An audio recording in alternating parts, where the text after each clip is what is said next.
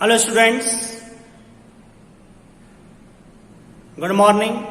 In the running topic of solutions, today we will practicing some numerical problems which are based on the Henry's law, Raoult's law and colligative properties.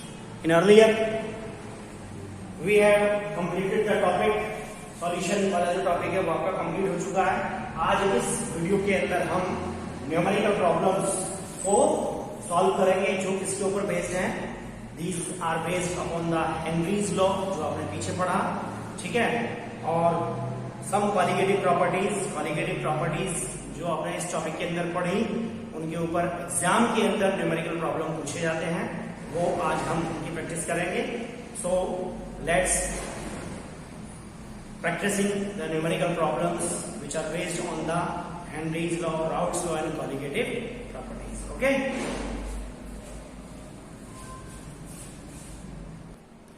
So in this case the first numerical which is based on the Henry's law, if nitrogen gas is bubbled through water at 293 Kelvin, how many millimoles of nitrogen gas would dissolve in 1 liter of water? कितना nitrogen gas को हम dissolve कर सकते हैं 1 litre पानी के अंदर. Assume that nitrogen exerts a partial pressure of 0.987 bar, जहां पर पार्शियल प्रेशर दिया हुआ है 0.987 बार. एंड हेनरीज लॉ, और दिया क्या है, Henry's law constant for nitrogen at 293 Kelvin is 76.48 किलोबार. ठीक है जी.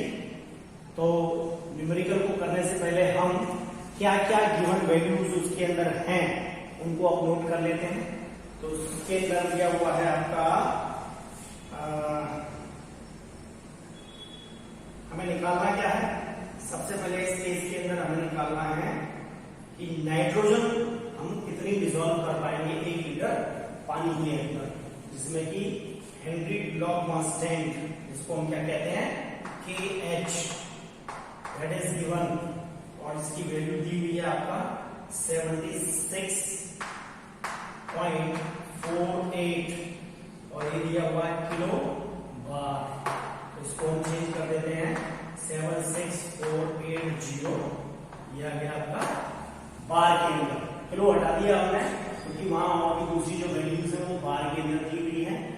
और यहां वैल्यू दी हुई है प्रेशर, पार्शियल प्रेशर जो दिया हुआ है मींस P, ये गिवन है आपका 0.987 बार. तो यहां से हम क्या निकाल सकते हैं, मोल फ्रैक्शन इसके नाइट्रोजन के.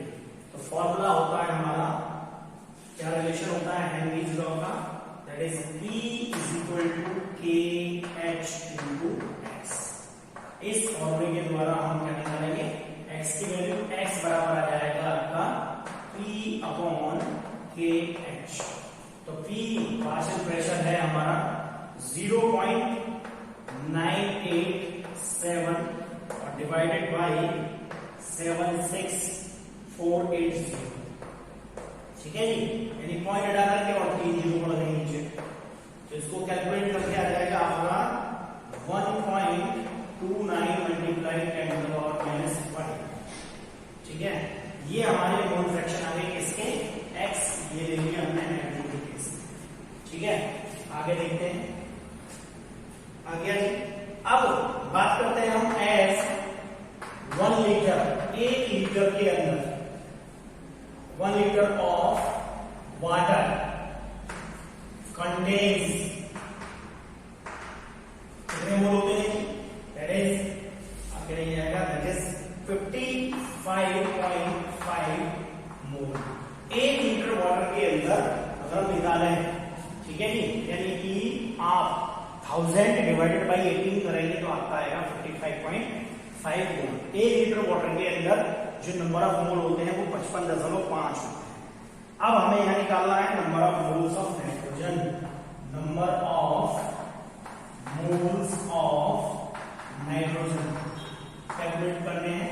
तो N N2 इसके लिए हम फॉर्मूला यूज करते हैं क्या, N mole, N upon number of total moles. तो टोटल मोल क्या है एन अपॉन एन, किसके, वाटर के, एन मोल किसके, नाइट्रोजन के निकालने हैं, एन टोटल में एन मोल नाइट्रोजन के और प्लस यहाँ क्या जाएगा एन मोल किसके, वाटर के, एन मोल किसके, नाइट्रोजन के और एन मोल, तो N to total number of moles N क्या आ गया, एन डिवाइडेड बाई, यानी यहां क्या लेंगे हम X, mole fraction, mole fraction जो होता है फॉर्मूला किसके बराबर होता है, moles upon total number of moles, तो नाइट्रोजन है और एक हाइड्रोजन है, तो यह आ गया N upon N N2 plus N H2O, ये भी इससे निकालना है हम नाइट्रोजन के, एन N2, तो फॉर्मूला यानी mole fraction that is x is equal to N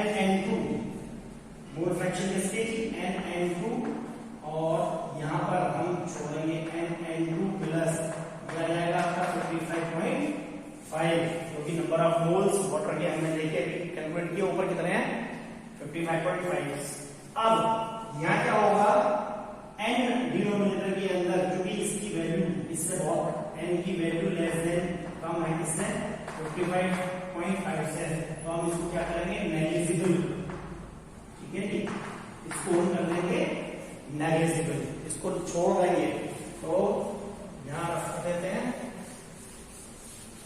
क्या वैल्यू आ जाएगी आपकी, वैल्यू आ जाएगी यानी कि x की वैल्यू आपकी आ रही थी कितने, यहां पर कर दीजिए 1.29 मल्टीप्लाई 10 टू द पावर 5 और ये इक्वल टू, ये किसके बराबर हो जाएगा n अपॉन कितना जी 55.5, तो n बराबर आपका आ जाएगा कितना 1.29 multiply 10 to the power -5 multiply 55.5 और ये आ गया आपका, ठीक है, यहां पर कितना है हमने मोल में आंसर आ जाएगा इसका, इसकी मल्टीप्लाई करोगे आप, ये आ जाएगा आपका 7.16 मल्टीप्लाई 10 टू द पावर -4 और ये आ जाएगा आपका, लेकिन उसने किसने पूछा मिली मोल के अंदर, ये आ जाएगा आपका 7.16 multiply 10 to the power -4 multiply 1000,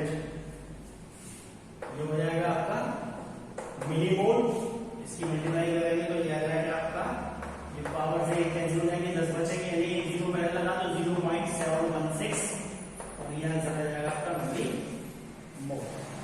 ये रहा जी न्यूमेरिकल आपका, इसका सॉल्यूशन, जिसके अंदर हमें क्या निकाल लेते number of moles, nitrogen calculate कर देते, जहां पार्शियल प्रेशर दिया हुआ था और उसके क्या दिया हुआ था हेनरी कांस्टेंट दिया हुआ था, तो इस तरीके से दो फॉर्मूले हमने इसके अंदर यूज किए, पहला रिलेशन हेनरी लॉ का और दूसरा मोल फ्रैक्शन का, इसके द्वारा ये हमने देखते हैं second numerical. So our second numerical is vapour pressure of chloroform, that is formula is molecular formula is CHCl3 and dichloromethane CH2Cl2 at 298 Kelvin are 200 mmHg and 415 mmHg respectively। दोनों के क्या दिए हुए हैं 298 केल्विन के ऊपर आपका वेपर प्रेशर दिया हुआ है, एक का है 200 mmHg और दूसरा है आपका 415 mmHg। कंपाउंड है आपका एक क्लोरोफॉर्म और दूसरा है डाइक्लोरोमीथेन। वो कहता है कैलकुलेट, पहले केस में कहता है calculate the vapour pressure of the solution. Solution का वेपर प्रेशर हमें क्या करना है, कैलकुलेट करना है by mixing pressure of the solution prepared by mixing 25.5 gram of chloroform and 40 gram of CH2Cl2। अगर हम मिक्स करें 25.5 ग्राम क्लोरोफॉर्म के और 40 ग्राम मिक्स करें डाइक्लोरोमीथेन के और कितने पर 298 केल्विन के ऊपर, और सेकंड केस के अंदर बोल रहा है कि mole fraction of each component in vapour phase, mole fraction भी हमें कैलकुलेट करना है। ठीक है जी, वैल्यूज आपके सामने हैं। सबसे पहले हम कैलकुलेट करते हैं यहां पर मोलर मास, किस किस का, मोलर मास ऑफ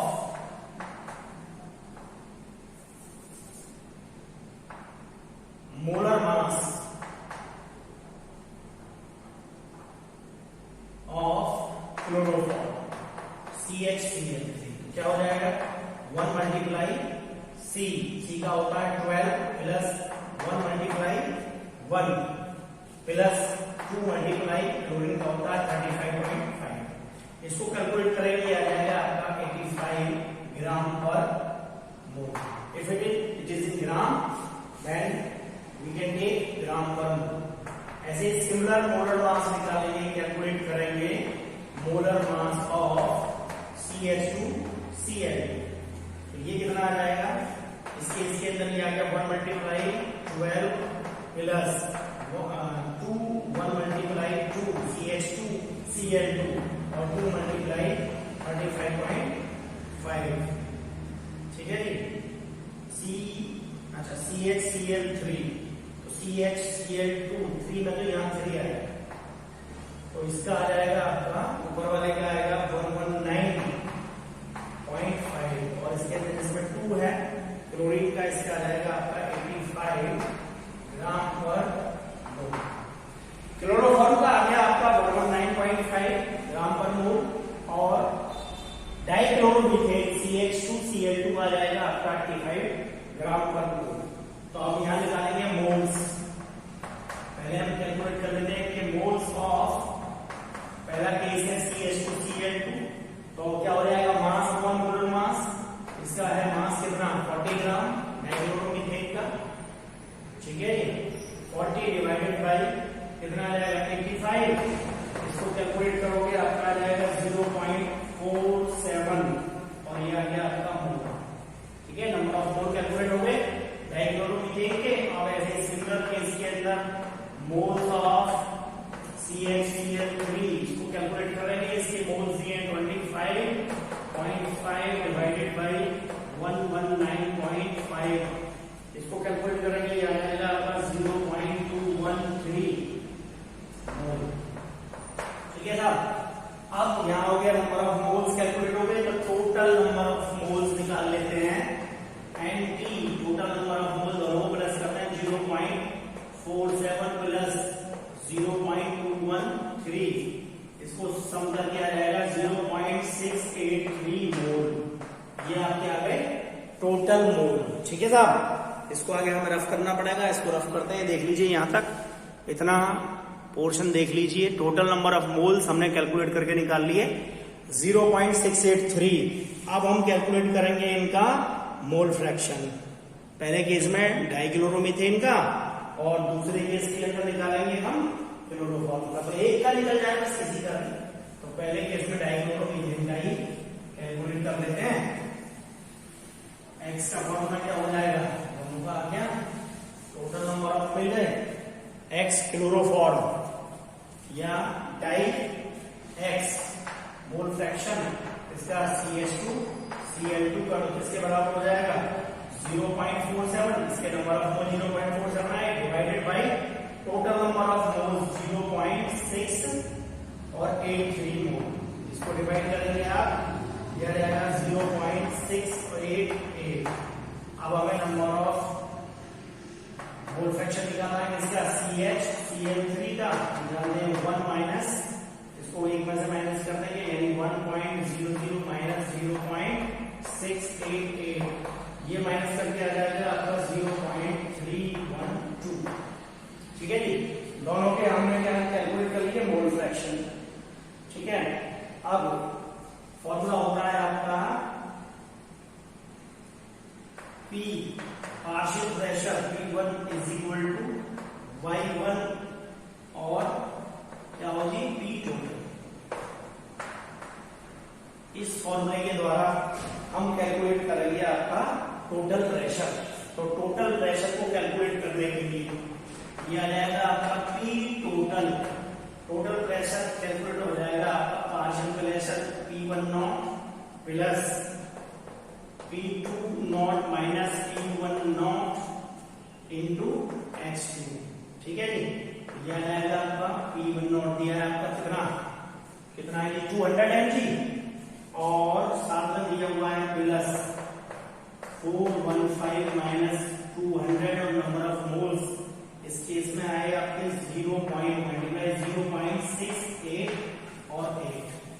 इसके द्वारा हमें क्या मिल गया, टोटल प्रेशर। इसको हम कैलकुलेट करेंगे और कैलकुलेट करने के बाद हमारा यह टोटल प्रेशर आ जाएगा P total is equal to आ जाएगा 200 प्लस 147.9, इसको प्लस कर देंगे, यह आ जाएगा आपका 347.9 और mm ऑफ Hg।